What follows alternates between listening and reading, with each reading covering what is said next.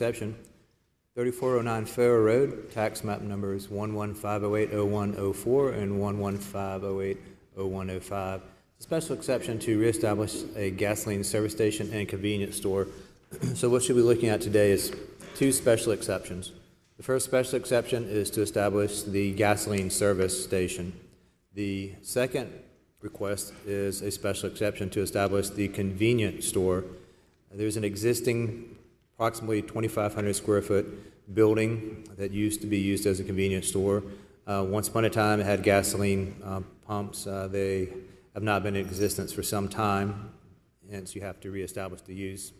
The existing property is such that a convenience store would require, in additional to the criteria that you normally review for a special exception, a certain criteria called the Good Neighbor Plan. A Good Neighbor Plan is other criteria that the board must consider in approving request only for the convenience store. A Good Neighbor Plan consists of a loitering control program, a litter control program, a sign pledge program, a crime prevention and awareness program, and a neighborhood communication program.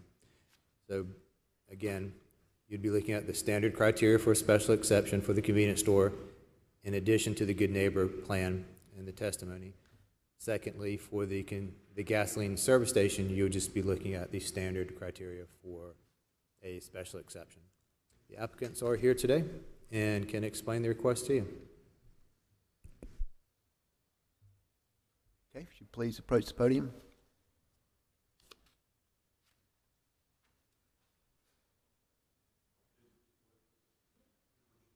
Are you the applicant? Are you here for the application? Yeah. Please approach the podium and state your name. Mr. Sally, I've had the privilege of appearing before you before. My name is Jake Moore. I practice law over in West Columbia. I've been there now for 42 years, which is hard for me to believe. The location presently is an abandoned service station. My client has a contract to purchase subject to zoning to be allowed this special exception. My client has operated several locations in the Columbia area with very little or no problems. He generally operates a clean, good, orderly operation. We have with us today Mr. Scott Green from MECO from Greenville. He can explain the design. The concept basically is to upfit the location with an expanded, nicer canopy with very attractive lighting, with brand new gasoline pumps of the very highest caliber, double-walled underground storage capacity with all the automatic leak detection required by DHEC, plus some. I think there's a photograph of what we anticipate the canopy looking like. The location already has the appropriate curb cuts and has previously been used. Presently, it is kind of run down, and there is some loitering going on there now. There is a litter problem there now. The property is abandoned basically and just sitting there. We have presented a good neighbor plan, I think, to the zoning officials. My client has a good, I think, relationship with law enforcement in the other locations that he operates. My client has met with the neighborhood association. I understand there's some people here possibly in opposition. But if I could be quiet and let Mr. Scott Green come and just give a little better explanation as to what is planned for the facility, I think it's the kind of thing that would basically uplift the area and contribute to the overall betterment. My name is Scott Green. I'm with MECO Incorporated of Augusta, Greenville. We do a lot of petroleum installations. Basically what we have now is a closed down convenience store. It's existing, there's a canopy there, the islands are there. Basically, what we have to do, we come in and put a new double wall tank in. We'll run double wall lines. There'll be very much little disturbance on the property. We'll put all new soft LED lighting, excuse me, in. There will be no bleed over into the properties adjacent, so that we'll not have to worry about that. Everything, the new dispensers will make this very appealing neighborhood. They actually have TV screens in them with ESPN, so forth and so on.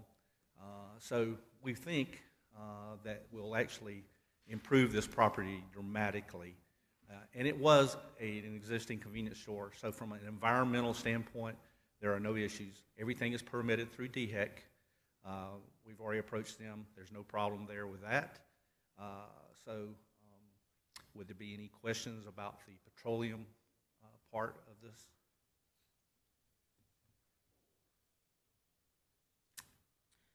Yes, ma'am. Are the tanks still in the ground? No, the tanks were removed properly. Okay. So you'd have to come in and put Put one new tank in, yes, ma'am. One? Yes, it's a 15,000 gallon tank. It'll be split 11,000 for regular unleaded and 4,000 for premium. We will blend to make our mid-grade. Okay, yes, ma'am. 4. Just exactly what was on the site before. So that we're not growing the property in any manner. Basically going to utilize what's there and make it very nice, new, and spiffy. So everything will be brand new. And how many gas stations are in 1 mile radius? I cannot answer that. I don't know. How many are in a 1 mile radius? Is that what your question was? Yes, of your location. I do not know how many are that close to there. I don't know that part. Because the only portion I do is the installation of the equipment. I would not. Could you speak to that? Wait, before you do that, the Exhibit A, Yes, sir. there's a canopy. Correct. Would you explain what that is? Okay, canopy is nothing more than a structure to protect you from getting wet when you are fueling, okay? And that's all it simply is. It is existing canopy in good shape. We will take and take all the old lighting down, put new style LED lighting in, and Mr. Palmer will paint it. Is this supposed to be a representation of what the canopy will look like when y'all get through? That is a representation of the lighting, yes, sir. Lighting. Yes, correct. The canopy, if you go back to some of the other pictures that had that green canopy on there, that's what's there now. That will remain, except it will be redone as far as the fascia, which is the green part. They will either put new fascia up or put a new paint on that, and then the lighting, you can't hardly see it there, but those will come down those boxes, and it'll be a flush mount LED light.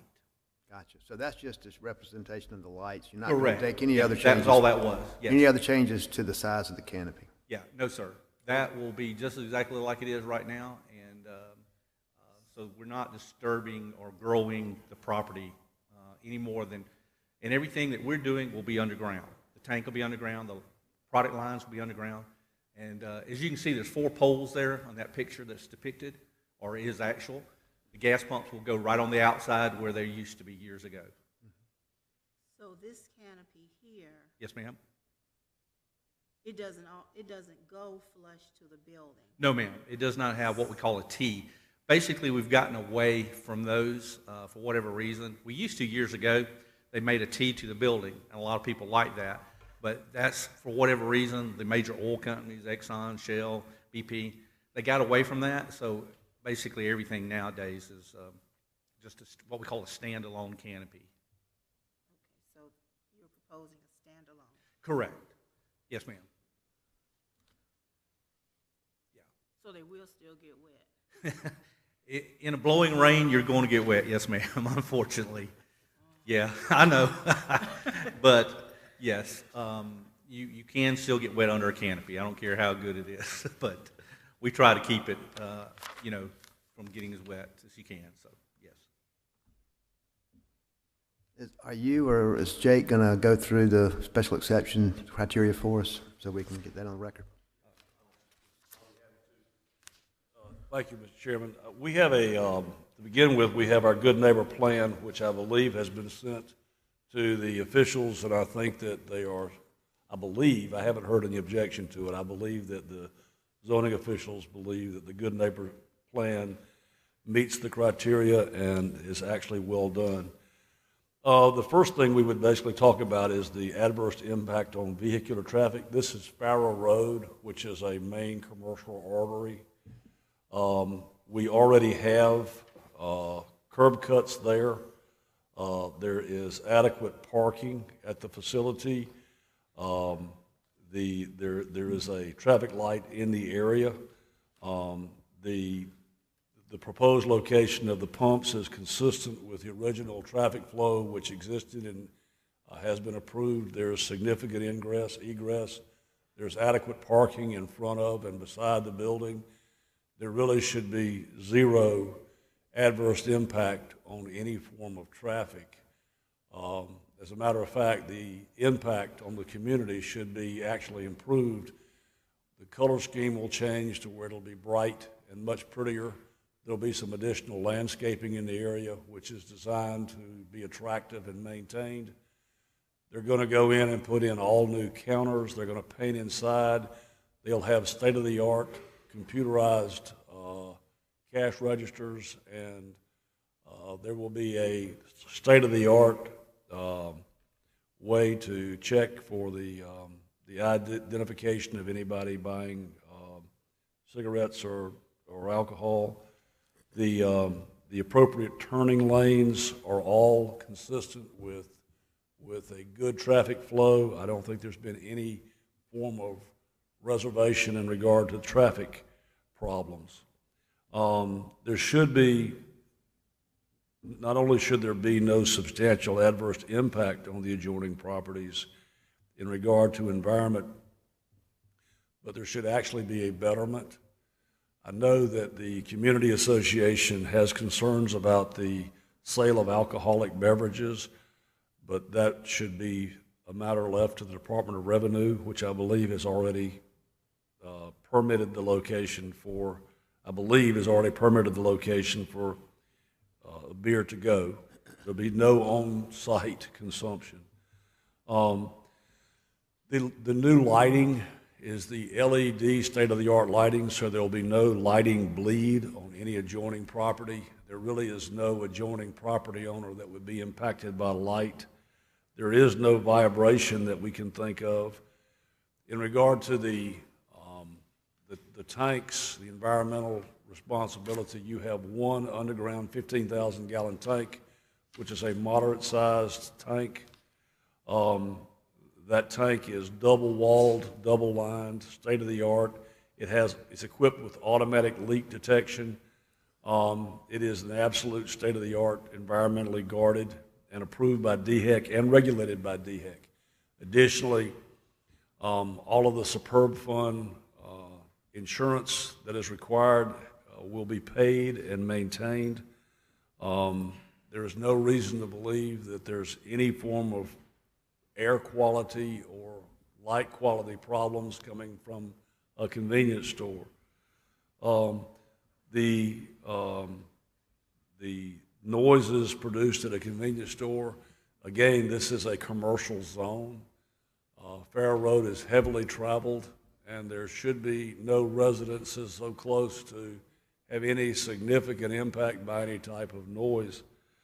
There should be no negative impact on the aesthetics.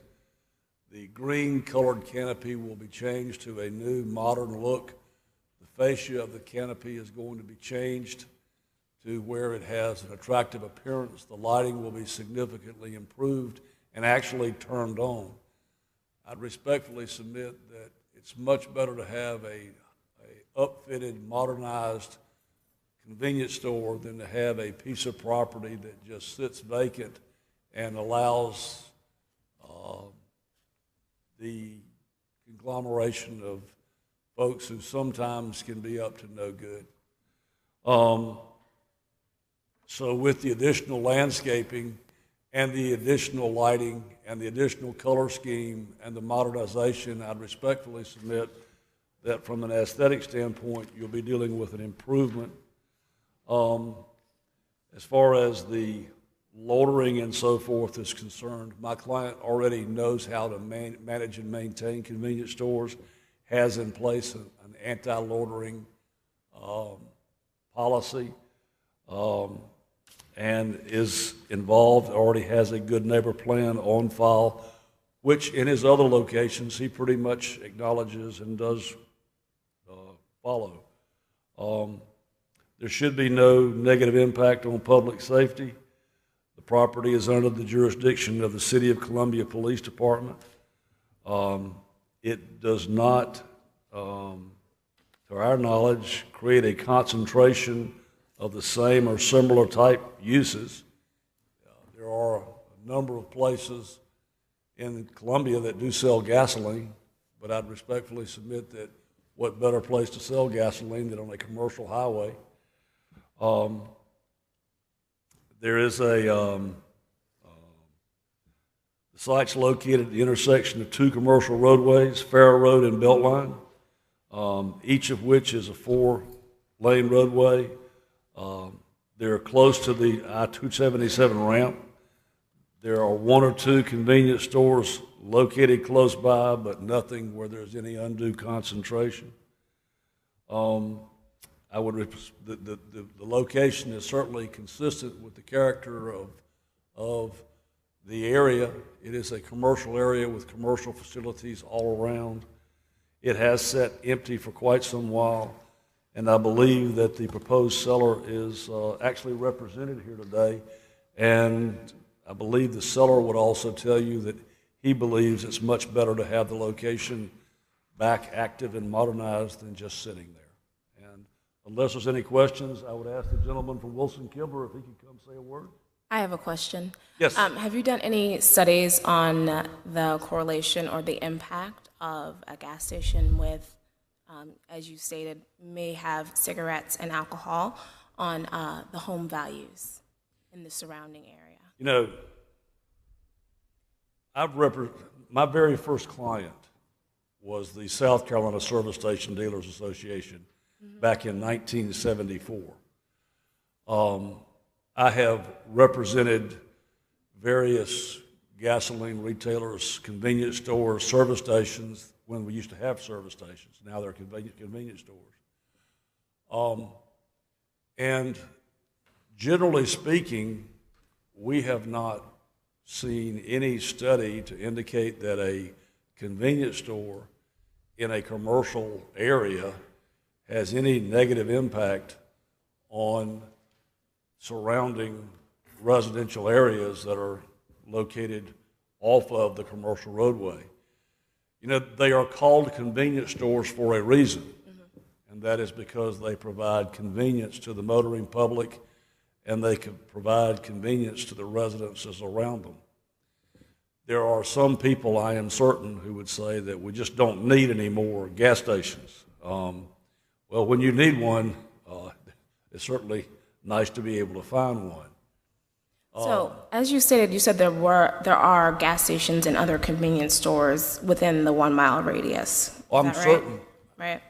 I'm certain on Farrow Road, as in any, if you look at any major commercial artery, you have Beltline Boulevard and Farrow Road, both of which are major commercial arteries hauling large amounts of traffic every day. I'm certain if you drew a 1 mile radius map, you're going to find other convenience and gasoline outlets within that 1 mile radius. I am not familiar with any study or any other report or anything which basically says that in any way having more than one convenience store in a commercial artery in any way impacts the public in any fashion. Well, I know I personally have read that if you have too many convenience stores that sell alcohol and liquor, it is a detriment to the community that it surrounds. But I think we need to be careful about, unless we've got a report in front of us. I mean, I can think of other big arteries in my neighborhood, Forest and Trenholm Road. you've got, in some instances, 3 filling stations, convenience stores on different corners. And so I think that we need to be. So are those also selling cigarettes and alcohol, or are they just Absolutely. convenience stores? Absolutely. Yeah, no, they are the same type, and yeah, they're selling e-cigarettes, cigarettes, they're selling, the things that you find in a convenience store. And I think, what troubles me is if somebody came in and wanted to take that whole corner out and put in a Harris Teeter or a Publix or a Bilo, I'm just going to have to wait a day. I'm not going to debate. It's just hard for me to reconcile somebody having a piece of property and having restrictions placed on it that other properties might not. I mean, if it was a grocery store, we wouldn't be having this conversation. There'd be a ribbon cutting from, with the mayor there and Chief Holbrook and, members of the church across the street. And so that's just what I've got to balance. But I don't think there's anything on the books that says, it's just so nebulous. And that's why you have the zoning board. Right. But there's no, you can go in all different directions, but I don't think that that's just in this area. You go down Leesburg Road and it's that way. You go in Forest Acres, you go in Rosewood. Well, I'm actually talking about, I'm around this area often, I very, am very too. often. Okay, good. So I guess for my concern is that there's, as he already stated, there already is a lot of convenience stores. There's a lot of gas stations. And so my thinking is, does this area really need another gas station that sells alcohol and cigarettes, which we can all agree, I hope, that is not always to the betterment of our society. And I don't disagree with you. I have a standing Wednesday morning appointment about 3 blocks down. So, I ride by there every Wednesday morning. But, we're also talking about a filling station selling products that are legal. And I think it's just hard to put a burden on an owner of a piece of property or a business to try to nanny up. What does nanny up mean? That means that they can't prevent people from buying products that are legal products. You can't have a business owner in the position of having somebody walk in and say, I want to buy a pack of cigarettes, and they say, well, based on whatever reason, we're not going to do that. I hope we don't get down to asking the question, too, of, well, do we need another law office or something of that nature? We basically have a new lawyer moving in. Well, do we need another one of those? I think we all know the answer to that one, Jay. Be careful, Jay. Depends on if my child is the one that's needing the law office. Let me ask you. Yes, let me ma'am. ask you this: within a 2-block radius, how many convenience stores do we have which sell alcohol? And let's take away the alcohol, cigarettes. I'm not certain. I do not know the answer to that. Well, I can't. Okay. I would imagine. Maybe the people who are here in opposition can answer those questions. Okay. And great. also, it's on page Right. it's on page 2 of our information. But normally what you have is the question as to whether there's an oversaturation of an area is a question that is for the Department of Revenue. That's what they consider when granting an alcohol permit. It's up to the Department of Revenue to determine whether or not an area is appropriate for the sale of to-go. So you're saying I can't ask that question? I think you can ask the question because you did, and that's okay. Yes, sir. But I think what I'm trying to say is that questions of overservice or oversaturation are supposed to be handled through DOR, which basically is the entity charged with answering that particular question. Well, I think that what I'm saying to you is just the community impact. Sure. And I think that definitely is within our purview. That's all. The question becomes community impact for selling something which is lawfully licensed, and there's no indication at all that there's no reason to believe these people would sell underage because they never have, to my knowledge. There's no indication to believe that they are going to allow, anybody to break the law. Let me ask you to stop right there, Jake. We really need to. You can come back, but we've got a lot, I think, of people that are going to want to. So let's get the other responses, and then we can come back after that. Thank you so much. Thank you for listening. I have a quick question before you sit down. What is going to be the hours of operation? Is it 24/7? Mr. Palmer can tell you, who knows what hours would you operate? Good morning, my name is Kunal Parmar. I have a contract to purchase for this proposed property, and I'm the owner and operator for this property. The location hour would be 6 to 12, or if it's not allowed, I would like to do 7 to 11 as well. 7 to 11. 6 to 12 would be preferable. But the pumps are open with these newer pumps. The pumps are open 24/7 where somebody can stop and fill up with them. Actually, when the location is down, the self-serve cannot work because of the regulations. The DHEC and the Department of Agriculture provide that the Please speak to the location has microphone. to actually be manned. You can't have automatic gas sales without somebody being there to provide the security. Nobody would be able to come in at 2 o'clock in the morning and buy alcohol or. No. There has to be an on-site manager before the gasoline pumps can be made operable. And that's through the Department of Agriculture. Believe it or not, the Department of Agriculture is who regulates the gasoline pump. Right. You know that. Thank you, Jake.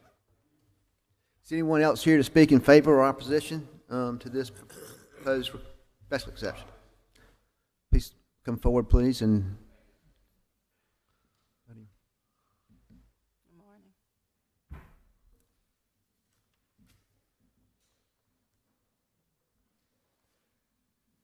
Mr. Chairman and members of the committee, my name is Aaron Wallace. I'm an attorney at the GIS Law Firm here in Columbia. I'm here today to oppose the applicant's application for a special exception on behalf of my clients who are here today and are in staunch opposition and solidarity as it pertains to opposing this application. My clients are Deanna T. Wiley. She's here in her capacity as the president of the Belvedere Community Organization. It's a community organization which is located in the Belvedere community. St. John Baptist Church, which is located across the street from this proposed application. They also have a preschool, I might add. Got Reverend Cheatham from the church here today. We've also got Mr. Leon Corley, Miss Mary Harts. They're longstanding members of the community, and they reside in the neighborhood immediately behind where this proposed special exception would take place. All of my clients here are in close proximity to where this exception would be, and in essence will be very much affected by this special exception if it is approved by the committee today. And I've also had an opportunity to look at the criteria that is being reviewed, and that's before the board. And quite frankly, I believe that it's readily apparent that some of this criteria will most certainly be violated if this special exception is approved. And I'd like to go through that very briefly. Thank you very much. The exception, we believe, will have an adverse impact on both vehicular traffic and pedestrian safety. We believe that the exception will impact public safety, create nuisance conditions detrimental to the public interest, and increase law enforcement responses. We believe that it will create conditions which result in the proliferation of similar special exception use. We believe that it's inappropriate for its location, and we believe that it's going to adversely affect the public interest. And I'll get into that momentarily, but the communities in which my clients are located have had substantial past experiences with this applicant. He operates other similar establishments that sell beer and wine that are also located very near to this proposed special exception. One of these is a gas station and convenience store. I believe it's One Love or True Love convenience store between Bailey and Randolph Streets. The other is a similar establishment on or around Beltline and Truman Streets near the Belvedere area. And it's the firsthand observations, and I've also got some pictures that I'm going to share with the board today, but it's been firsthand observed by my clients that the other establishments by this applicant have resulted in both on and off premises alcohol consumption, panhandling, pervasive littering of brown paper bags and other litter, fighting, increased traffic of both intoxicated pedestrians and increased traffic of intoxicated motorists, which has led to an uptick in crime and law enforcement activities and safety risks to the general public, to include an increase in law enforcement response. And some of my clients can actually speak to what their personal observations are. But I do have some pictures, which I like to share. All due respect to Mr. Moore, he elaborated about how this applicant had a very safe and clean operation with regard to his other stores. From my approach? Okay. What you will see, and you'll see them momentarily from these pictures, these are pictures which were taken of the other establishments owned by this applicant. And you'll see that there is a pervasive amount of litter, that there are panhandlers around, that it's generally kept in a disorganized fashion, that these aren't clean establishments that are beneficial to the community. They're eyesores and they're nuisances. And although the applicant and his lawyers basically have you believe that this is dealing with the Department of Beer and Wine, at the end of the day, it's up to this board to actually look at the impact that this establishment will have on the community. And I think the best predictor of future behavior is past behavior. And those pictures, along with what my clients have firsthand observed, and the outpouring of support from the community in opposition to this applicant being able to open up this store, I think is all very indicative and points to the impact that this applicant's store will have on the community. I think it's also very significant that this applicant has several other stores. These stores are within a 2 to 3 mile radius of this current store, so this current application. So you're talking about somebody that's essentially has saturated the community with these types of establishments, which are nothing more than eyesores and nuisance type behaviors. In addition, we don't believe that the applicant's assertion that he's granted jurisdictional rights to the City of Columbia Police Department or his proposed good neighbor plan will be sufficient to protect the community from the applicant creating a similar environment at this establishment as what he's created at these other establishments.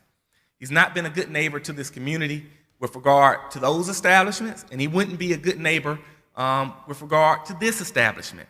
And I think that not only does that implicate the nuisance concerns, but I've got another picture I want to show you.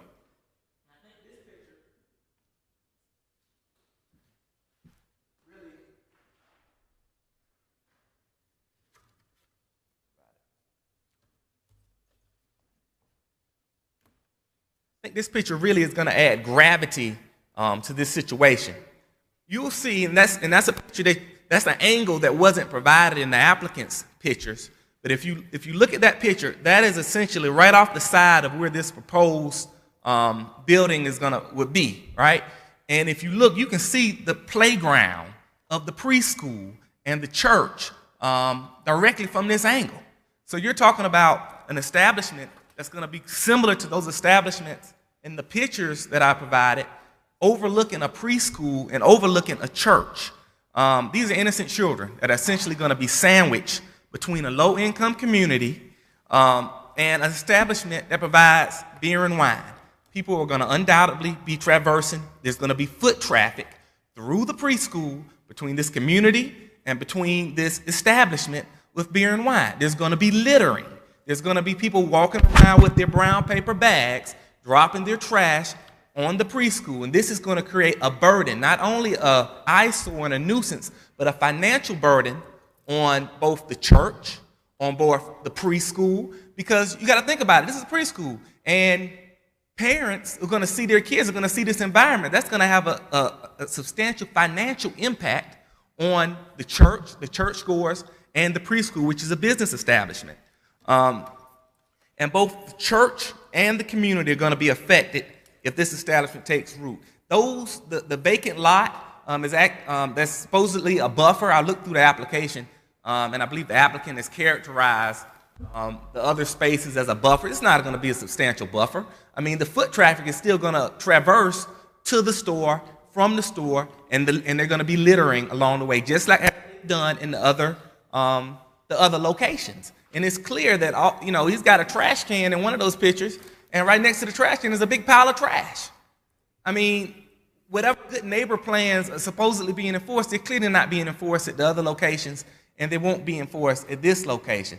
We can't look at this from a simplistic term of this is just a business. You got to look at how this business is being operated and how this applicant is operating his businesses at other locations to really get a full picture of the impact that this business and establishment will have on the community, on the church, and on the other businesses, which include the preschool in the area.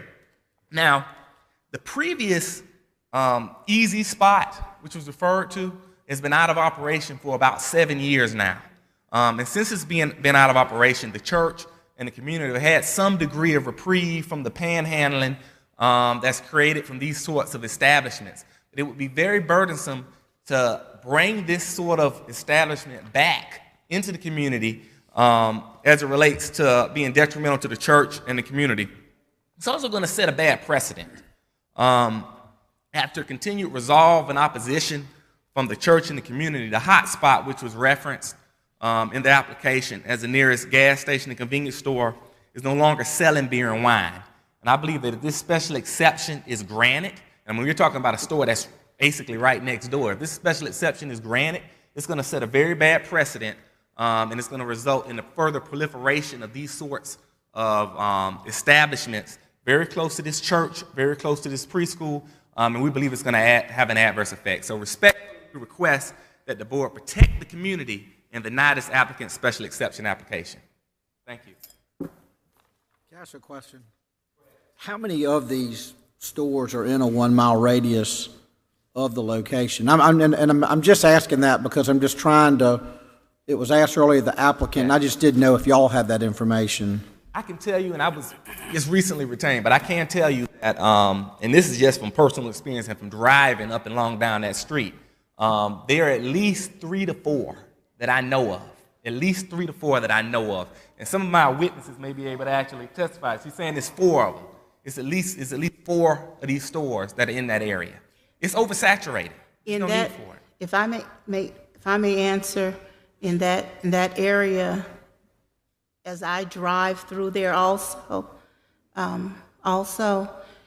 there are 1, 2, 3, 4 right there in that, within, we're going to bring it down to 2 blocks. Right in that area. You have the, what used to be the hot spot, I think it's the right spot now. Then you have one across the street from the right spot on Booker Street. Then you have one that used to be known in the neighborhood as Cromartie's store, but it is now One Love. And then you go down, cross the railroad tracks. You have one on the left, which is a convenience store, and directly across from that, you have another One Love.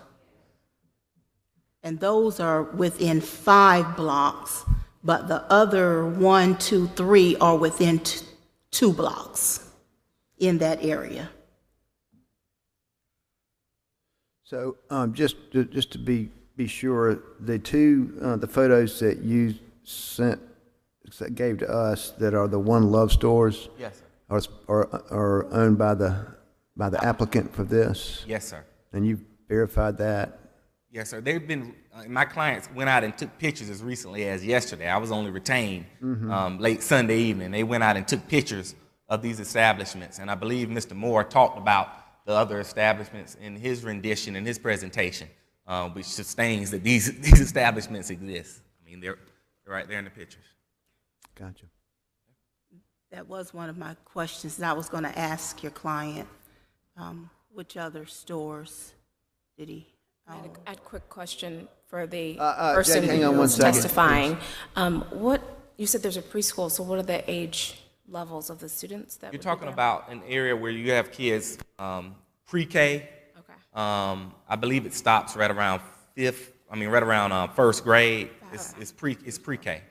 So very So, small, like, very young children. From 3 to about 7. 3 to 7. 3 and to you 7. And you can see there's a playground right there. It's not just it's a playground, and the playground, which not only serves the preschool but also serves the church, it is right there. So, and within viewing distance of this establishment.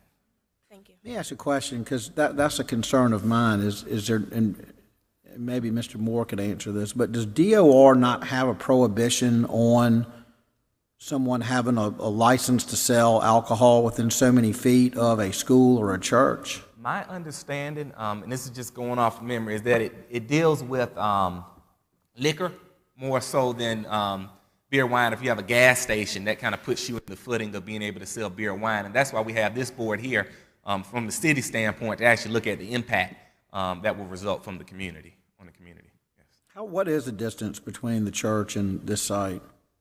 And this is going from being there, I would say it's somewhere between 1,000 feet?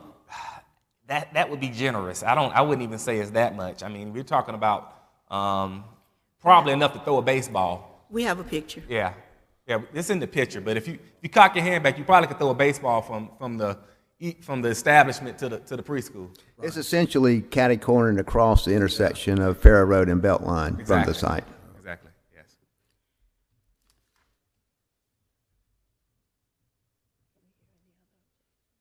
Are you done? Thank you very much. No further questions. Is there anyone else here to speak? Could you give those to Brian or Tabitha?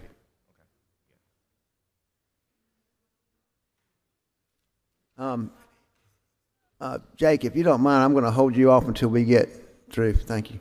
Yes, ma'am. Would you please come forward? Good morning. How you doing? My name is Diane Wally. I'm the president of Belvedere. 3 years ago, the city had already, it was in the paper, we have 46 convenience stores and service stations in our neighborhood, and they already said that was too many. I dealt with him on One Love. He was selling beer. When you and say liquor you dealt with him, on One Love on Beltline. Are you thinking of the applicant? Yes. Okay. On Beltline and Truman Street.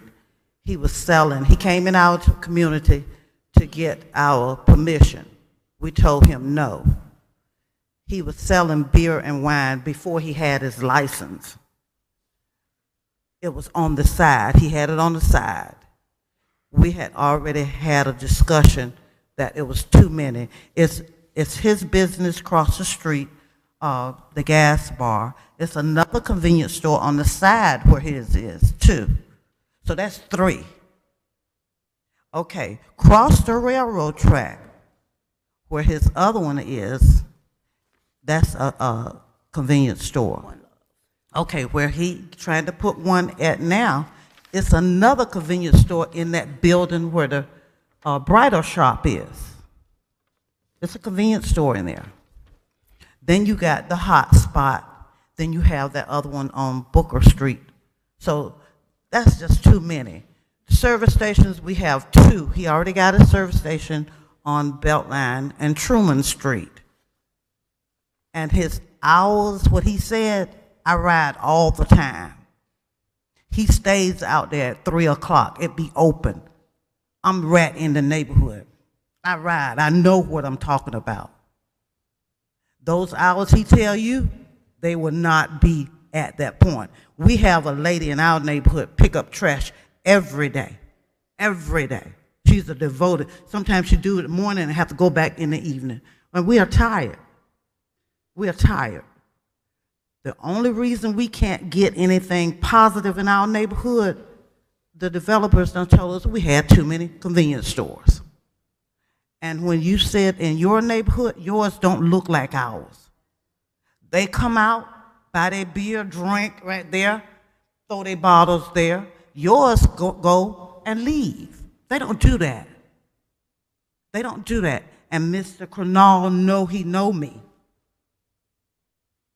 But we are tired. We need something positive in our neighborhood. It's enough. It's enough. So I'm looking for you all to make the right decisions to help us out. And as far as the insurance, our insurance fluctuate up, because the crime. I'm a homeowner, 46 years in Belvedere. I know the area. So ask him, do he do something for our people? No. The ones that he do collect hire, he give them a little bit. I don't go in the store. Don't go. I will never spend a dime there. And I mean it. And I'm passionate about my neighborhood. I'm here all the time. But I expect, and I hope y'all decide the right thing. Thank you. Ask a question. Would you be opposed to him opening a convenience store if it did not sell alcohol? Yeah, I'd be opposed. We don't need no more. No more. The stores are higher. A dozen eggs cost $3. $3 when you can get it for $1.99. That's ridiculous. If this is a poor neighborhood, why would you sell $3 eggs? Tell me. Why would you sell $3 eggs? We have 3 low-income apartment complexes back there. That's just to keep us down. We're tired. And I'm willing to do what is necessary. I'm working for every neighborhood now because these people, they're tired. Some people can't come out here at 10 o'clock in the morning because they have to work. I don't have a job. I'm retired. And I'm going to be here. When y'all go out to look at these buildings or when they come and ask, go look at what we have to deal with. This is really hard on me. This is hard. He don't live in our neighborhood. He don't. So why you want to come into a poor neighborhood? Think about that. Think about it now. I don't come in your neighborhood to take over. And I don't expect for him to do. Any more questions? Yes, ma'am. What was your name again? Diane Wiley, Wiley, 4036 Webb Court, president of Belvedere, and will be here all the time. All the time. Ms. Wiley, thank you for your testimony.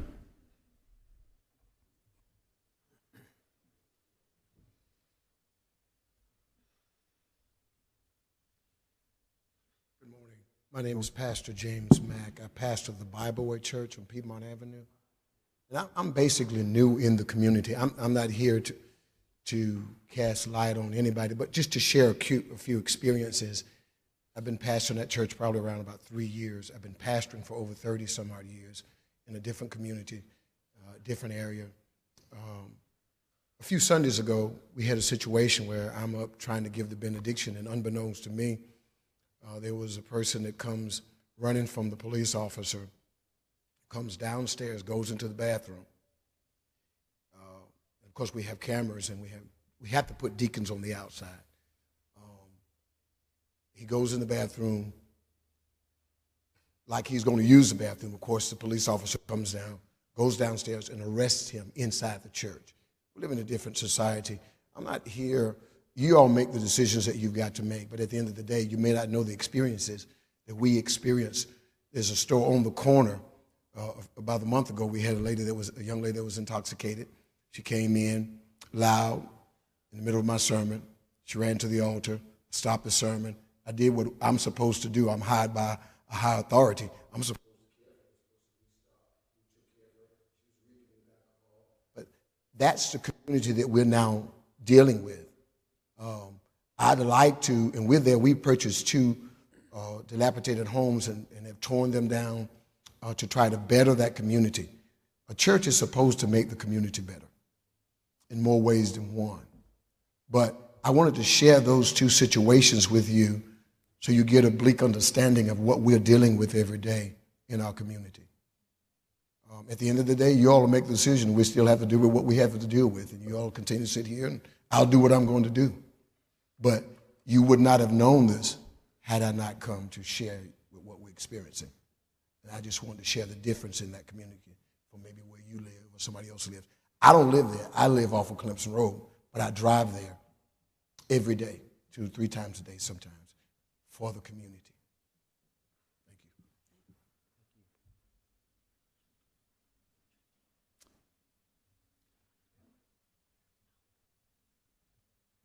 Good morning. Good morning. My name is Cora Odom, capital O-D-O-M, and I'm speaking on behalf of living in the community. My mother has been there longer than anybody else. She's right there, here now. I'm representing her to 57 years. You all honored her for the good work she has done in the community.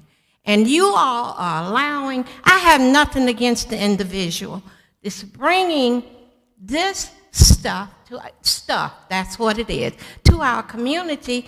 But I'm saying is that we try to raise our children, our grandchildren, everyone we can to have a good community, that we have a good rapport with the police department, the sheriff department. When you open these stores, you open them up to people. They can't control those people once they get out of the stores. They go and buy their liquor, their alcohol, and there's a liquor store across the interstate too, right down on the right-hand side. We have to deal with that also. When I get out there, I'm handicapped now. I'm just saying, I get out there in my yard. My mother and I, we're the only 2 there in her house, 2319 High Street. Every morning I get up, I pick up beer cans, and I'm not putting it on them because there are other stores that's selling it too. But this is home for us. My mother deserves, she's 89, she'll be 89. She fussed at me for telling her age, but she'll be 89 this year.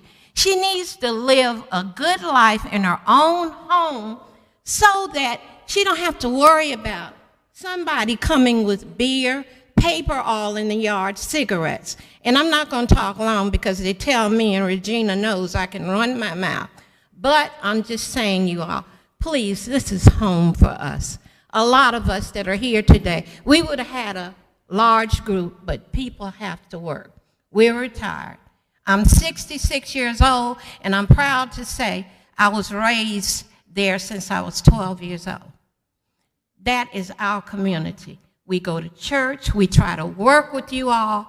We vote for you all. We want it better. We don't need that community, that easy spot. I never one time went in that store. None of them either. We don't need it. We can go to a grocery store like you were talking about, or we don't need any beer and wine and cigarettes. Please think about what you're doing, and God bless you all. Thank you.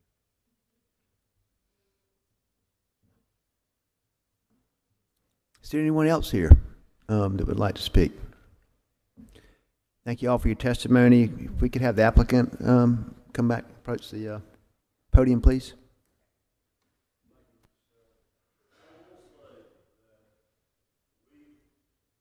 Had a very extensive hearing on this exact same issue before the Department of Revenue, and there were a large number of people from the community who came in support of the application and in support of Mr. Parmar, and they also said some very nice things about him. I do think that some of these photographs which you've been shown are somewhat unfair. This first one is a representative of the way one of his locations do look. We agree with that. If you look at the next group, 1, 2, 3, 4, 5, 6, 7 photographs, you'll note that there's a construction container which is full of garbage. These photographs were taken in the rear of a property at a time during construction After the construction was complete and the store was ultimately stocked, the container, the construction container, was removed, and of course, this is gone. Mr. Parmar has taken over a number of locations in the area. He has upfitted them, he has improved them, and he does make significant contributions to the community. And I believe there were some 40 or 50 people who came to the ABC licensing process who spoke in favor of the application, and these people also live in this community. But if you look at these photographs, they basically show work during construction. Then we have another group of photographs. 1, 2, 3, 4, 5, 6, 7, 8 photographs. None of these are of any of Mr. Parmar's locations. There is a photograph that shows somebody else's location somewhere that apparently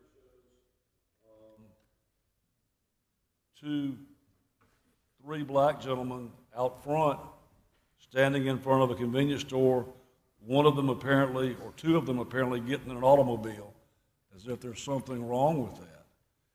The notation on the back is standing around.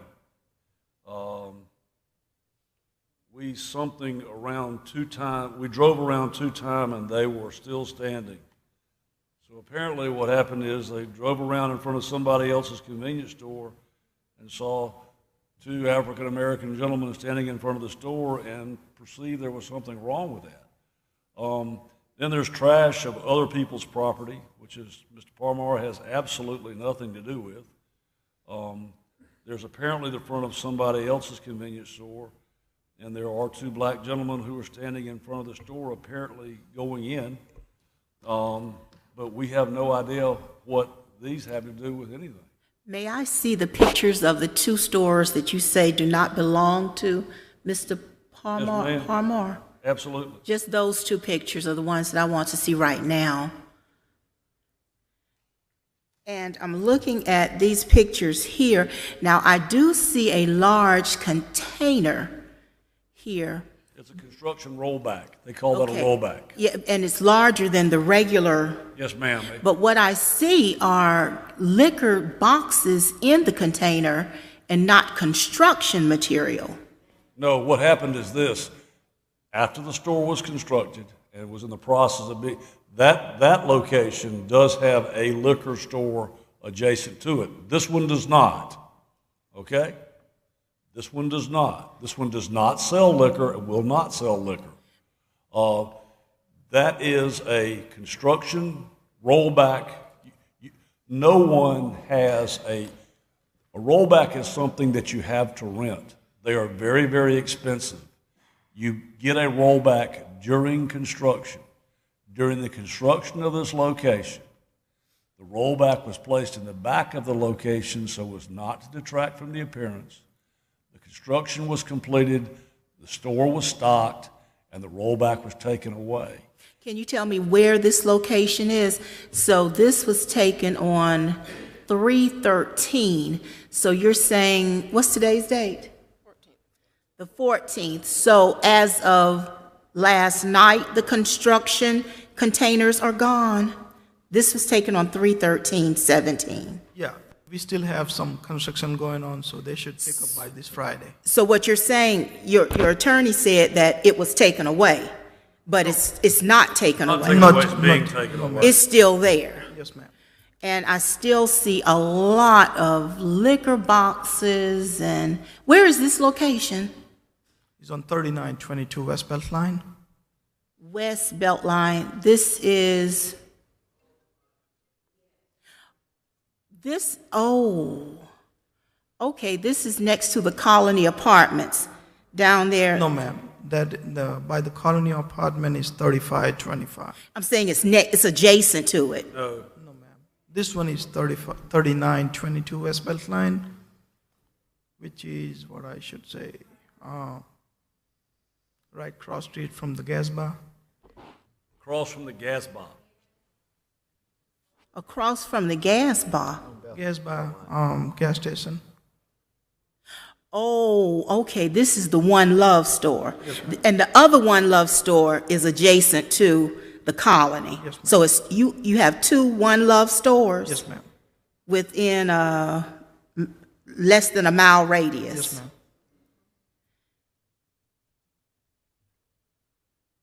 So this is still here. This is how this looks now, as of today. Right now, it's not look like that. If I drive by there after we leave here? Yes, it's not gonna look like that.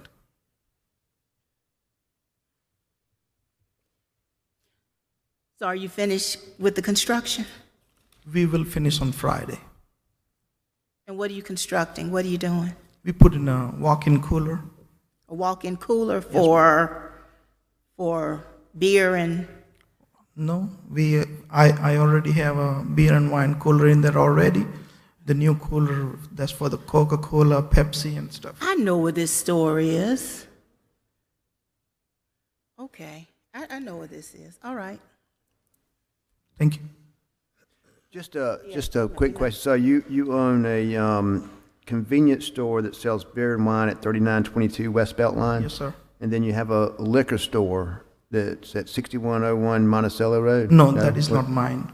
That's not yours? No, sir. But the liquor store, what's the other address next to the Colony?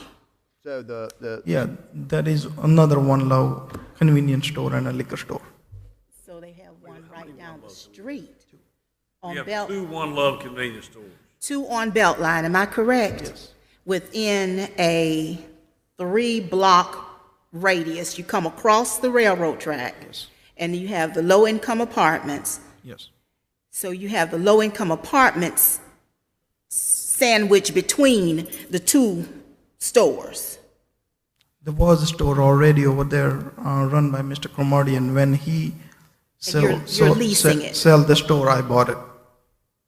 Right, you're leasing that one from Mr. Yes, ma'am. Cromartie Yes, ma'am. to sell. Okay, so you have that, and you have the low income. In fact, it's two low income. You have the Colony, and then back in the back, you have what used to be Bethel Bishop, which is now North Point Estates. Is that the same area? Yes, ma'am. And again, Because that was... I work with the Yes, ma'am. children in that area, so that's where my concern is. Yes, ma'am. And again, I want to tell you that that was up and running store before I purchased. And so you decided to purchase it because it was already there? Yes, ma'am. So, okay. Thank you. One of them you bought from E.W. Cromartie. Yes. And you bought the other one from who?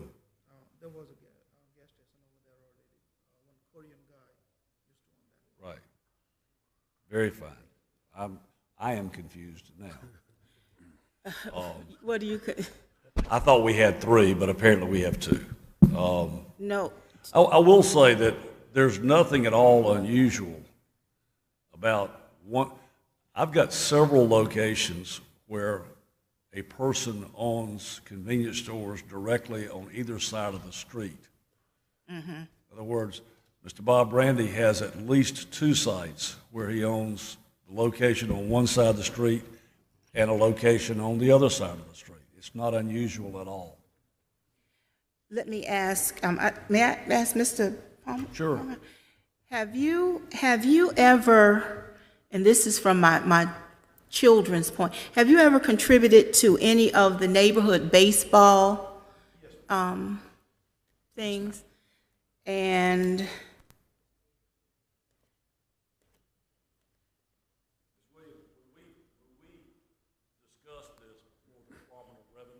yes, sir. We made a significant presentation on all of the community things that he does, things that he does for the community on Thanksgiving, things that he does to help the low-income children, things that he does to sponsor the children's athletics. But I'm going to let him tell you about it. Tell her. Okay.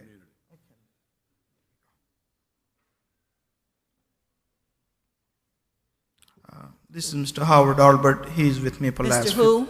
Howard Albert. Howard Albert. And he's who? He's with me for last 15 years. He's helping me to reach out the community. Sometime when I'm busy with my stores, so he will explain you better.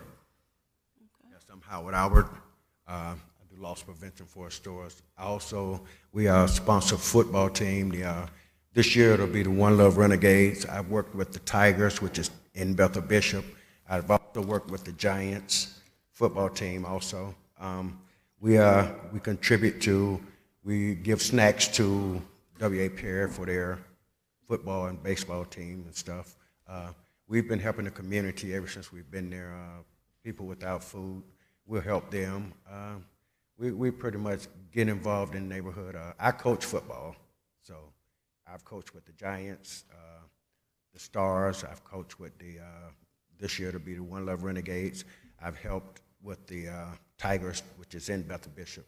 They're supposed to be building a baseball and football field in the back for us to help us with the kids in the neighborhood. I just have concern because I'm on that committee that's building the baseball field back there, and we've been working diligently for 3 or 4 years, and I've never had any interaction with you. I wish I'd known. Maybe we could have gotten more money to help to tear down and do some things back there, but I'm sorry, I've just never had, being a community person, I've never had any interaction with you all. Yes, I'm very concerned with this. I worked with Mark. I worked with Chuck Nice. All of them. We, as a matter of fact, we started over at the elementary school, Metro Stars, and we left. An elementary school? Which one, Yes, sir? You have on 3. on Carver Street. No, Carver Street doesn't have any elementary schools. The school that's right there on Carver, coming off 2 Notch by what's that? Used to be Edna's, right there in the back. 'Cause that's not Carver Street. That's Watkins Nance Elementary School. Do you have any information from them letting us know your contributions? Any documentations? Yes, well, we've contributed to all the teams. We even with Mark them back there in the Bishop. As a matter of fact, we played them. I've dealt with Gray Eye, Larry them, all of them. We've been working back there since we started. Years ago, we started over at Watkins Nance, or right there. We call it Carver Street, on the backside there. We Carver started Street is there, right behind the church. We started there with the Metro Stars, and then we changed up and went to the Metro Giants. And then I worked with Mark them back there with the Tigers also. We tried this case before the Jake, you need to be on the mic. We had a significant amount of testimony of this type, where we basically explained the community involvement that this man has had. And like I say, there were about 40 people from the community who actually lived there, who came and attested to all of the things that were basically done for the community by Mr. Parmar.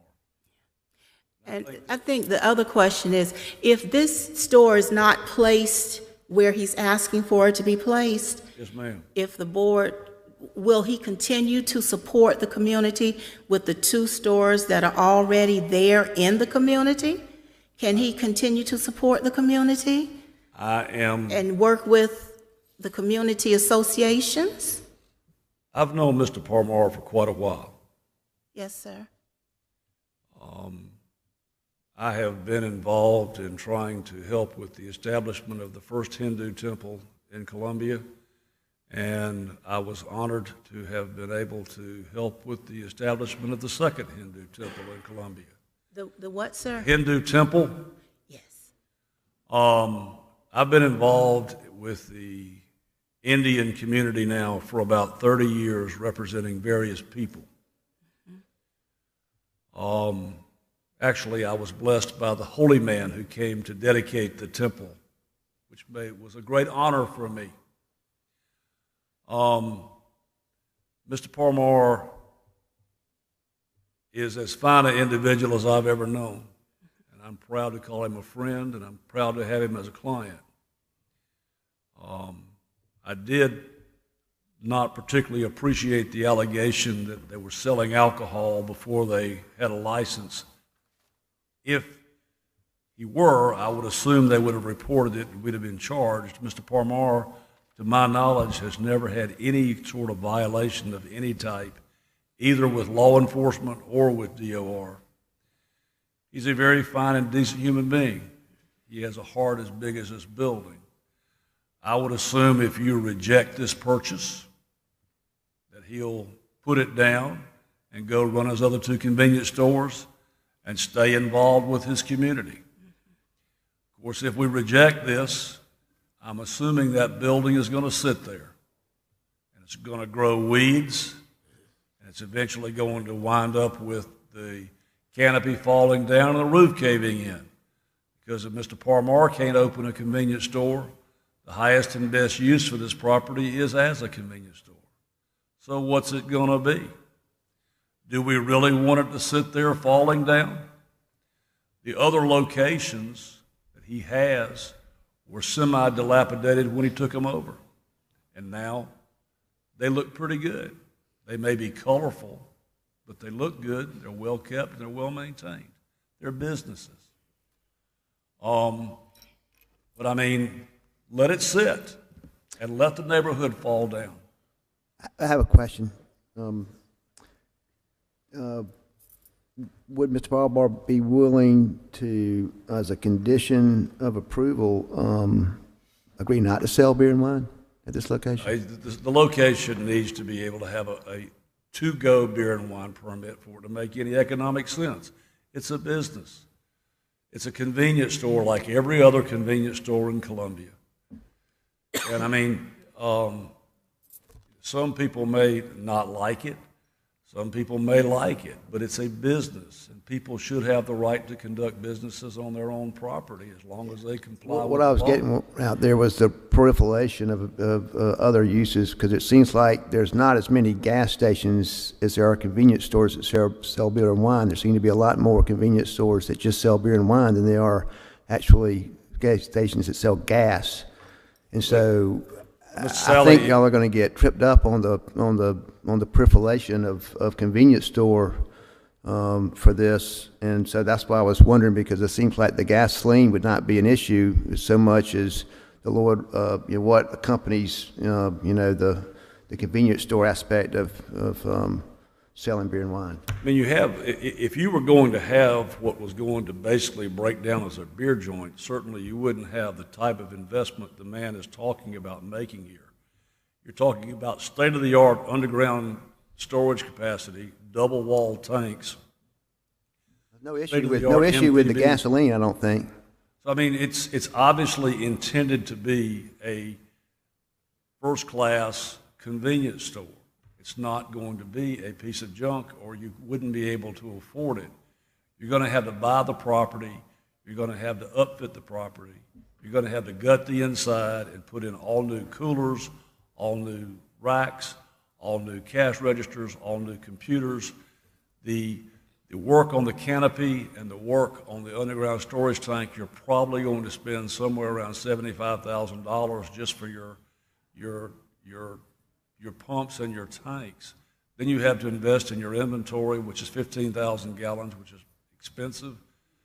I mean, this is designed to be a first-class business. I don't know what else we can do. I mean, just to come in and say that there's a proliferation of convenience stores, that's like saying there's a proliferation of law offices or dentist offices. We just have too many. But to me, just the fact that there has been so many people from the community that have taken their time to come here today kind of speaks to the fact that, maybe there are too many. That kind of, if nobody was here explaining the issues that they're having with this, then maybe there wouldn't be an issue doing this. But I think that fact by itself, the fact that the community is so exasperated by this Sally. type of business, that I think that indicates that there's a proliferation of the business. I think it's a very good indication that it is. But you had 40 people show up at the Department of Revenue from the same community speaking in favor of it and talking about the need and the desirability of it. I mean, the applicant already has two establishments that sell beer and wine in that same neighborhood. I mean, just that one applicant. But aren't we supposed to be a market economy? If the market did not call for it, it would not make sense to basically put it there. There's simply a market-driven economy, which basically tells you that someone has made a market decision that the business is something that's worth risking to put in there. Well, I think that the key issue is that there is, as we're all Americans and we understand the American economy, but the key issue is that it can't override the community interests, and there has to be, as with all things in life, a balance. But you've already had, we've already had more people than they had last time from the same community speaking in favor. And we address these exact same issues. I understand that, but I think we have to focus on what is here today. I tell you what, if the committee would consider, we thought we had already argued this before the Department of Revenue. I didn't see any reason to bring the people from the community that support it. Recess it, and I'll bring a busload back again. We'll hear from the other side of the community. I can promise you they're there and they will come because they came last time.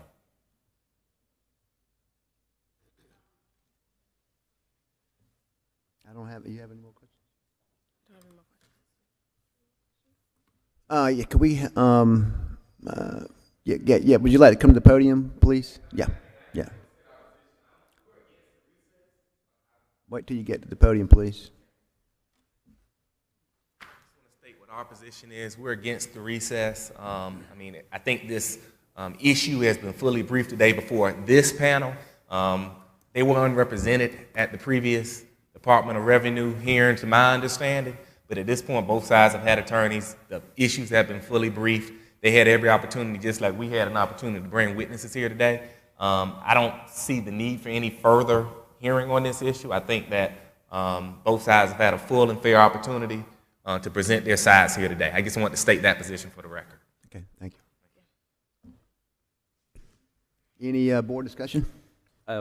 Just wanted to add, I think it's pretty clear to see that a lot of the concerned citizens from the surrounding neighborhoods are clearly against this use, but I would just like to point out, in my opinion, that I think it's going to be very difficult because of the existing environmental conditions and this site we've got that was operating as a gas station for a good period of time. I think it's going to be difficult to get another use on this piece of property. So I simply state, my opinion is that whether it's this applicant or someone a few years down the road, I really don't see this parcel being anything other than a gas station or a convenience store. So if we deny this, which we may do, if we deny this, be prepared for this property to sit vacant and possibly become a blight on the community. And I just wanted to clarify, so you don't actually own the property, this is just so you can purchase it. If this gets approved, then you would move forward in the purchasing process? Jones, that's correct. What we did was we executed a contract of sale on securing the appropriate zoning. With that, we were able to go before the Department of Revenue and make our application, where we had, I believe it was about a day-long hearing with all kinds of people from the community. We then got the DOR, that permit. Then we went out and we got the design on the gutting, upfitting, and renovation of the property and the landscaping. Once we got that, we made the application for the zoning. This is the last thing. If the zoning is approved, we will buy it. We will gut it, upfit it, and make it look nice. If the zoning is denied, the contract becomes null and void, and that property will sit for, in my belief, a very long time. I got one more question. Did y'all have any kind of a traffic study done on that from the proximity to the intersection of Beltline and Farrow Road and what that would do to the traffic? We did not. We believe that the staff have looked at the traffic counts, understand the traffic counts, and have basically indicated that since both Farrow Road and Beltline Boulevard are prime commercial arteries, that the traffic issues are not really a matter of grave concern. So it appears that the two curb cuts onto Farrow Road would be right turn only, because there's a median across those two? That's correct. Okay. That'd be right. So you don't really have a problem with left turning there. So if they come and get the gas and then try to make a left turn to continue on to the interstate, they won't be able to make that left turn. Can't make the left turn, you got to turn right. The only way there's a right, you turn right to get in, you turn right to get out. It's basically a normal traffic pattern, but there is a median that would basically prevent the ability to make a left-hand turn. That's correct. And Mr. Chairman? I've been through there at 5 o'clock, and to try to turn there with that short space from the light and make a turn, you're going to back your traffic up into the intersection. I think that what the staff folks had. Yes, Mr. Chairman. Staff will review the site plan if it were to be granted. As far as any renovations, it would be reviewed: landscaping, traffic, vehicular, pedestrian flow. So if it were approved, we would be looking at that. I would just like to remind the board that we're looking at two requests today. Individually, you'll have to vote on. One is the special exception to establish the gasoline service station. That's one use. The second is the special exception for the convenience store. So you'll have to vote on two. I'd also encourage you to look at the convenience store in totality and not just the sale of beer and wine, as that is under the purview of the Department of Revenue, generally speaking. So you kind of need to look at it in totality based on the special exception in the Good Neighbor Plan. And of course, I have looked at it in totality. of course, it'll take the gasoline and the convenience store to make it work economically. So it's either going to sit or it's going to be modernized and landscaped. And it's possible that the community could create something, maybe the churches or something, so it may not necessarily have to sit? Is that a possibility? I would assume that if the convenience store is not there, that the person who owns it would still have it up for sale. I'm the founding member of the West Columbia Beautification Foundation and the founding member of the Irmo Arbor Day Committee, and we've built two parks. Knowing what I know about a piece of property, to turn that into a green space would be probably economically unfeasible and probably dangerous. I doubt, maybe, but I mean, we could speculate all day. I don't know of anybody that's got the kind of money it's going to take to buy that piece of commercial property and turn it into what do you do with it? I mean, it's designed, it's built, it's constructed to be a gasoline service station. And it's dispensed gasoline and convenience items for many, many years. That's what it's designed for. That's why it's zoned commercial. It's designed to be what it is. It is what it is. And you can sit there and fall down. I mean, we can walk away from it. I mean, we've made a significant investment in the alcohol licensing process. We've made a significant investment in the design and planning, but we can walk away from it. Okay, so the owner of this property continues to pay property taxes on something he can't use. He knows that the idea of selling it for a convenience store is probably going to be out because you can't get zoning. So what do you do with it? You just sit there and let it fall down? Do you turn it into a real beer joint where you simply sell nothing but beer? Is that really what you want there?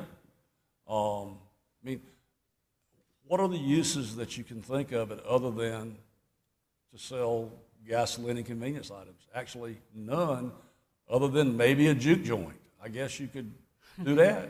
Well, I think you've offered a challenge to the neighborhood that's here to, because you've made a very, very, very poignant statement. What else can you do? And maybe you've challenged them to put their heads together to try to do that so that the seller will eventually get something out of it and What I'd hope to happen is that the gentleman be given his zoning, that he goes in and does the appropriate landscaping, that the community would work with Mr. Parmar to allow him to become a major proponent and supporter of the community, and to take the scarce resources that are available and do something somewhere instead of in the middle of a commercial district, somewhere that would basically make a major difference, where you get the actual maximum bang for the buck. For a community organization to buy this building, to try to do something positive, would be silly economically. Well, let's talk about the churches along with, I mean, I can't say, I don't know, but maybe they'll come up with something, but that is a challenge, like maybe a youth center or something there. Like I don't know. I don't know. Convenience store. I don't I mean, and again, if the churches there are like the churches everywhere, we're all bleeding membership, and we're all suffering from revenue issues. I mean, I know my church is.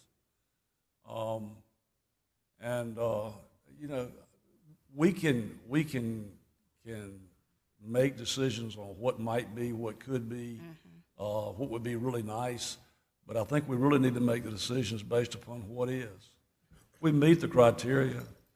I mean, the traffic, there's no reason to believe this man's going to do anything except do what he's done other places, which is nice. But we can't, we're just here. Great, thank you very much, Jake. So, you know, in my view, it looks like we've got some very good points that have been made on both sides. And just to summarize how I feel about it, it looks like that, you know, there are some issues, I think, in meeting the special exception from the standpoint of you know, a concentration, public safety and nuisance conditions that exist, and I think that you know, the applicant has two locations in the neighborhood, and so I think that I don't think that if there were really any issues with those locations, that there would be as much of an outcry as there was today. So that's just my surmise about this. And then there's also the fact that you know, a very good point that was made up by Gene, and that is that it really is it's a service station. It's a C-station site, highest and best use. It's close to 277. It's close to the population. It's there. So what would happen down the road? It could. I mean, I guess it could be some other type of you know, establishment that could sell alcohol. If they've gotten a license to sell alcohol already, then they could certainly do it again. And it doesn't have to be a convenience store, which is the only reason why they're here today, is because they needed a special exception. So I think we have to think about that. I agree with you, Chuck, on that. And I'll yield the floor. I agree with you on that notion that what will it be? But I think that if we think creatively, as we have for many other neighborhoods in Columbia, there's lots of creative uses that we can, the city or collaborations or communities or business people, business leaders in the community can use it because it's so close to downtown, and everyone now wants to be close to downtown. So there's definitely a lot of uses. I think that I see a denial just because of the adverse impact on the community. and that is one of our criteria. I especially am concerned about the young students, little 3-year-olds, 3, 4, 5, 6, and having to experience a negative reaction. I think we can all agree our children are our greatest resource, and we as a community really need to protect them. That's our duty. I'm just still torn. I don't deny that my neighborhood does not have in Lake Catherine the proximity to other neighborhoods. The elephant in the room is that you've got some public housing, and you've got people who life has just dealt a different card, and they are probably using the One Love's, it's the foot traffic. It's a market, as Mr. Moore said, it's a market-based, it's supported because, and it's where I get torn. I mean, on the one hand, it's a free market. And I think people ought to be able to do within the boundaries of the law whatever they want to do with their property. But it does seem like that you get these neighborhoods that get preyed on because there's a vulnerable population there that gets preyed on. And that's where I get torn. If more people like the people who've come out in opposition wouldn't frequent these stores, maybe they'd go away. If there wasn't a market for them, maybe people wouldn't. And I think that Mr. Dinkins makes a good point. I just don't think it's realistic to think that the city is going to come in and buy an old filling station and make it a park. It'd be dangerous. It's right in the middle of a commercial district.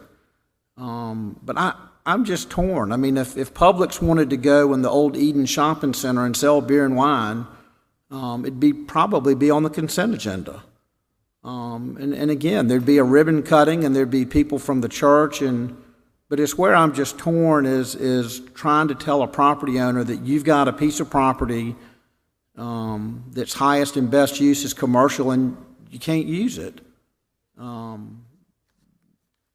So yeah, I'm probably leaning for denial as well, but it troubles me that I think a lot of times the applicants get painted as the bad guy, and I don't think there are any bad guys in these situations that walk in these rooms. I know that the church, I'm confident, well I don't know, but I'm confident that the church does what it can with its outreach programs to help those in the community that have been left behind. But anyway, this is one where I'm just still torn, and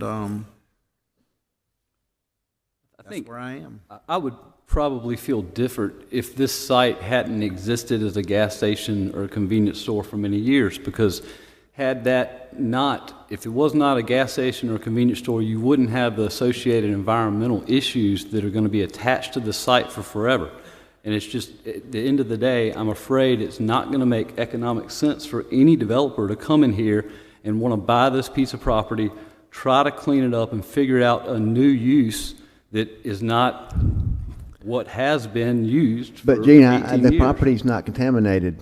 The testimony was that the property is free and clear of any contamination. So, and there's also, I believe it qualifies for the Superb Fund, so there would be up to $1 million should there be anything there. So I don't know that the contamination issue would forego it from being reused as a different purpose. But I guess I'm concerned about where the location. It is an unusual location to have 2 right turns on the Farrow Road and a main street. That's not very good situation. Well, I think what we're talking about is beer and alcohol, really. I mean, if it's sat vacant for 7 years, why hadn't somebody popped up and said, let's put a filling station up there? We think there's a concentration of them in the area, so we're not going to sell beer and wine. There was actually and Chuck, maybe you can help me with this, but there was a short-lived, it was over off of, there was a grocery store. I used to play Pop Warner football down there, around the corner from Atascadero. And it was a grocery store that would not carry beer or, wouldn't carry alcohol. And I had some of my commercial buddies tell me that that was part of what made it fold up, is that, you know, to make them work economically, nobody wants to go into a business venture to lose money.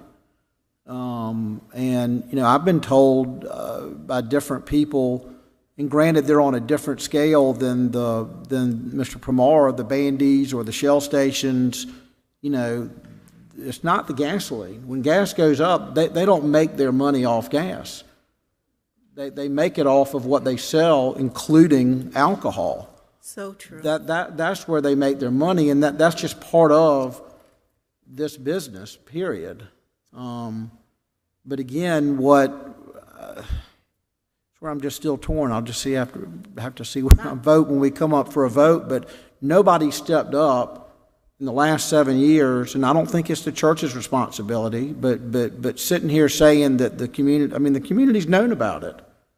The community's what? I didn't hear you. The community's been aware of this site being vacant. It's not like somebody in the community, or outside of the community for that matter, couldn't have come forward with a plan to take this blight away. But again, I think what's just unfortunate, and it's what gives me concern, is that you've got a very vulnerable community, or a part of the community rather, that you know, this is the grocery store for a lot of people that live in the community.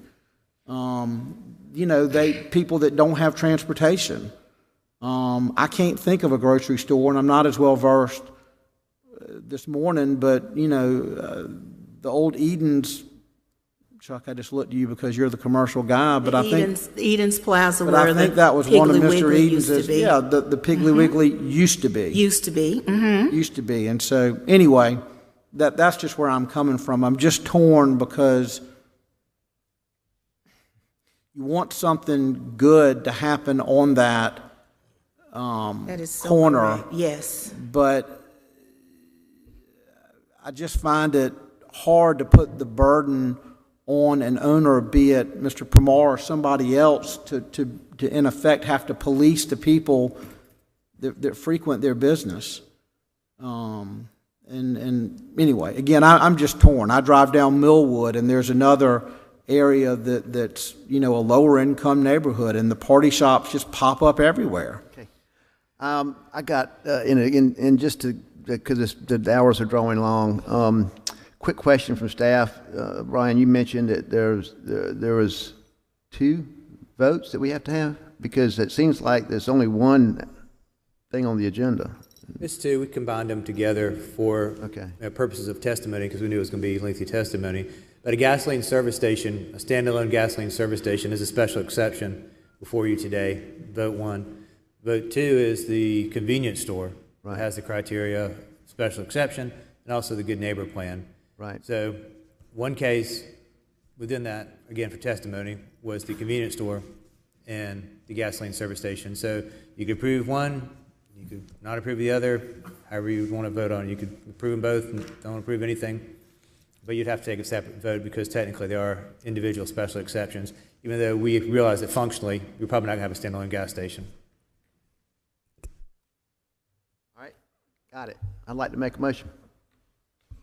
I'd like to make a motion that based on the testimony that we've heard today, that we approve the gasoline station and that we deny the convenience store. So that would be the approval of the gasoline station would be based on the criteria that was presented today. It would also have to comply with the staff's recommendations for the construction, landscaping, curb cuts, et cetera, that would be required to meet the city regulations,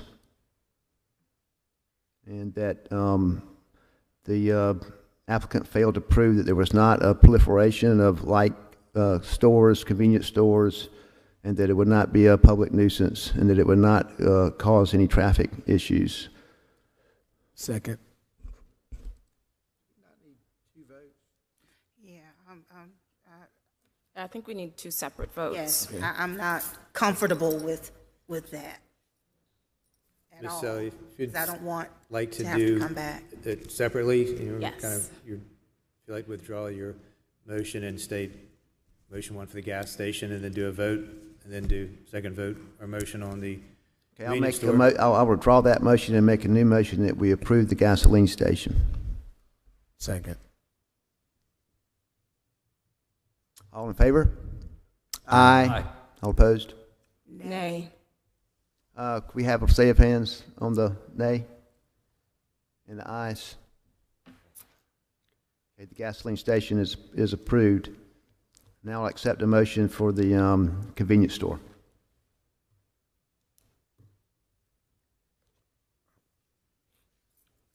I make a motion to deny the convenience store based on the criteria 2, 3, 4, and 5. A second. We have a motion and a second. All in favor say aye. Aye.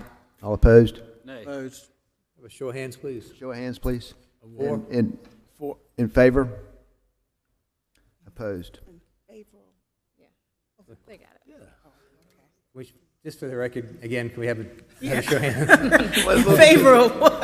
The motion. In favor of the motion. Favor. For the, yep. You. And against